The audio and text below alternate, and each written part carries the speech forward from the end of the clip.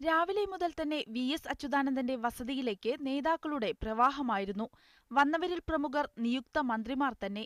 ചേരിപ്പോര് രൂക്ഷമായിരുന്ന കാലത്തെ കടുത്ത വിമർശകരും ഒപ്പം നിന്നവരുമെല്ലാം മുതിർന്ന നേതാവിന്റെ പിന്തുണ തേടിയെത്തി. ജി. സുധാകരൻ കാലുതൊട്ടു വണങ്ങിയാണ് അനുഗ്രഹം വാങ്ങിയത്.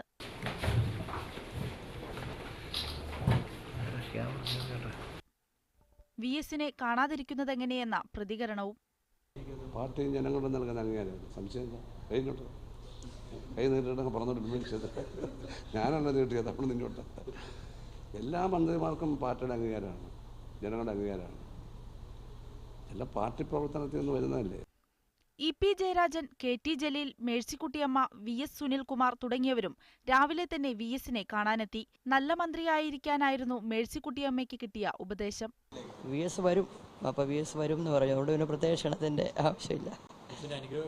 തീർച്ചയായും വി.എസ്. ഉണ്ടല്ലോ. അപ്പോൾ നിയുക്ത മന്ത്രിമാർക്ക് പുറമെ നിരവധി പാർട്ടി പ്രവർത്തകരും നേതാക്കളും സി.കെ. ശശീന്ദ്രനും പി.ടി.എ. റഹീമും അടക്കമുള്ള എം.എൽ.എമാരും വി.എസിനെ കാണാനെത്തി. വന്നവരെയെല്ലാം നിറഞ്ഞ ചിരിയോടെ സ്വീകരിച്ച വി.എസ്. എല്ലാവർക്കും ഉറച്ച പിന്തുണയും ഉറപ്പു നൽകി. മീഡിയ 1 തിരുവനന്തപുരം.